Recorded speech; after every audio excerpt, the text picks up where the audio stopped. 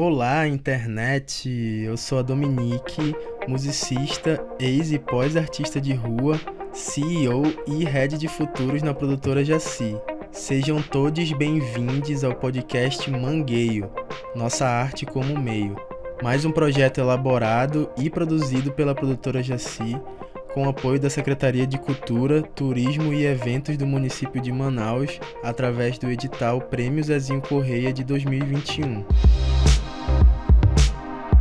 Bom, e aqui nós vamos conversar sobre as mais diversas linguagens artísticas que modificaram as paisagens urbanas da história que nos antecede, e também trarei algumas provocações sobre como pensar a arte de rua em nosso contexto atual, onde as relações humanas estão sendo cada vez mais digitalizadas e todo dia se criam novos ambientes digitais que protagonizam novas formas de interações humanas, simuladas por recursos que são artificiais, sim, porém muito inteligentes, como por exemplo transmissões nas plataformas de streaming, redes sociais, NFTs, metaverso e outras realidades virtuais que ainda estão por vir.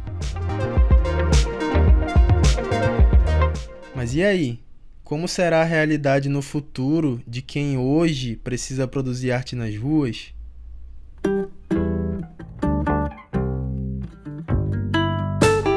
E para começar esse papo sobre arte urbana, vamos precisar voltar a alguns pontos da história humana. A arte de rua pode ser considerada uma representação do fluxo da vida nas cidades em encontro com a arte. Os registros históricos não são exatamente precisos em relação a uma data de surgimento ou de alguma pessoa específica que tenha iniciado essa forma de viver, e isso se dá principalmente pelo epistemicídio causado pelas sociedades europeias em função do colonialismo e imperialismo. Em essência, o epistemicídio é a destruição de conhecimentos, de saberes e de culturas não assimiladas pela cultura branca europeia.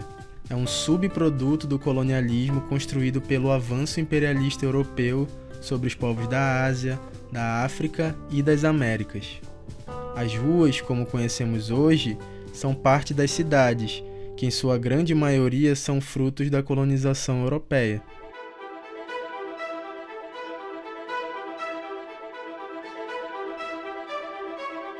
Alguns registros apontam que, na chamada Grécia pré-socrática, a arte era realizada nas ruas pelos aedos homéricos.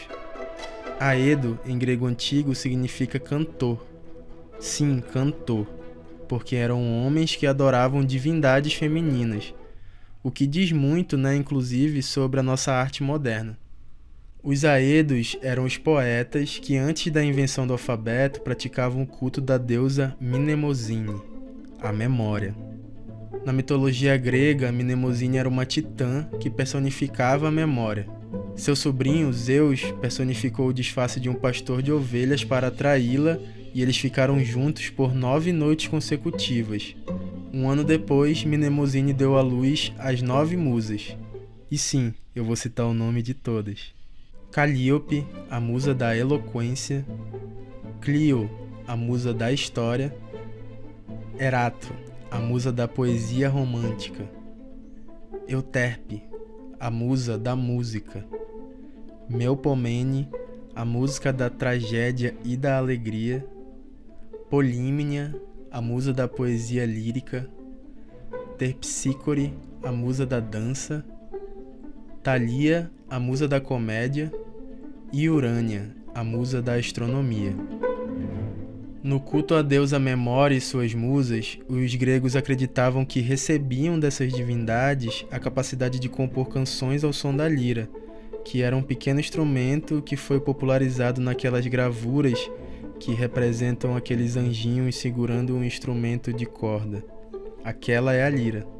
Sendo fruto de inspiração divina, a poesia era exterior ao poeta, visão que já é bastante diferenciada da que temos hoje, onde a célula propulsora da criação se encontra no jorrar da subjetividade da própria artista e a forma que ela sente e vê a vida.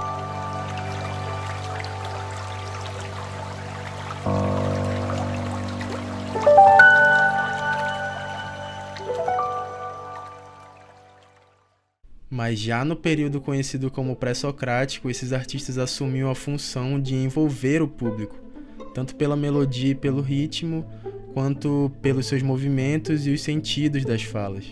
A gente pode ver que o conceito de arte de rua é tão antigo quanto o próprio conceito de cidade, se a gente levar em consideração que o modelo que hoje temos de cidade foi também desenvolvido pelos antigos gregos e só vem atualizando com o passar dos séculos e seus contextos históricos. E é claro que a gente pode imaginar que muitas outras linguagens abrangiam as artes produzidas nas ruas durante a história, mas eu vou me ater ao que a gente tem registrado e, no mínimo, eu vou fazer algumas provocações para a gente pensar sobre a arte de rua que temos hoje e qual queremos ter para o futuro. Agora vamos para uma história menos primitiva. Em meados do século XII, na Idade Média, um movimento literário da língua portuguesa, conhecido por trovadorismo, contribuiu de forma considerável para que as manifestações artísticas se ampliassem. A intenção desses artistas era declamar poemas em espaços públicos para que eles fossem amplamente divulgados. Pelo fato de terem um acompanhamento musical, passaram a ser chamadas de trovas ou cantigas. O trovador era o poeta considerado, abre aspas, nobre, pela classe hierárquica dominante e era contratado como entretenimento em grandes palácios e eventos, enquanto o poeta, abre aspas, plebeu, de zonas periféricas, era conhecido como jogral. O jogral realizava performances voltadas para o seu público-alvo, né, gente? As periferias das grandes zonas urbanas. Que era um pouco do que eu fazia, né, nas praças, nas linhas de ônibus e nas loterias da cidade. Muitas vezes, o jogral também assumia a função de bufão, uma espécie de bobo da corte que realizava performances para os denominados senhores de terra em troca de algumas moedas. Jograis eram também multiartistas, realizando sátiras, truques de mágicas, acrobacias e mímicas. Eles davam um jeito de fazer o seu mangueio, né, gente?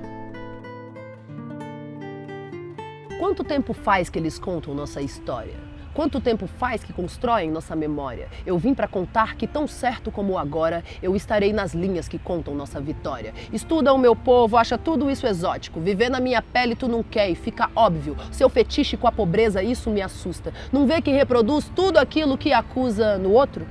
E já vem querer biscoito. Minha empregada é como da família, eu tenho nojo, deixa que eu conto. Angela Davis já dizia, não basta só discurso, tem que ser antirracista. Vou falando ponto a ponto, depois desse encontro, eu não aceito mais desculpa que você não sabia. A minha escrevivência transcende sua teoria. O que tá no seu caderno eu vivo no dia a dia. Representatividade. É nós por nós, ninguém vai falar por mim, eu tenho a minha voz. E se a minha voz em algum momento falhar, posso te garantir, tem muita preta pra falar. Então, deixa que eu conto a minha história, eu me represento, eu recebo as glórias, aprendo com as minhas e tão certo como agora, eu estarei nas linhas que contam nossa vitória. Então, deixa que eu conto a minha história, eu me represento, eu recebo as glórias, aprendo com as minhas e tão certo como agora, eu estarei nas linhas que contam nossa vitória.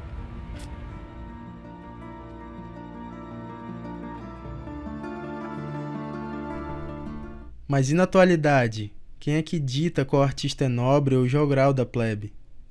Por qual motivo algumas pessoas são idolatradas nas redes sociais e espaços públicos, enquanto outras sequer são reconhecidas enquanto artistas? Será que essa corrida por mais número de plays nas plataformas de streaming faz parte do futuro inclusivo que a gente está se esforçando para construir? Bom, temos muita coisa para refletir e para reproduzir. Até o próximo episódio.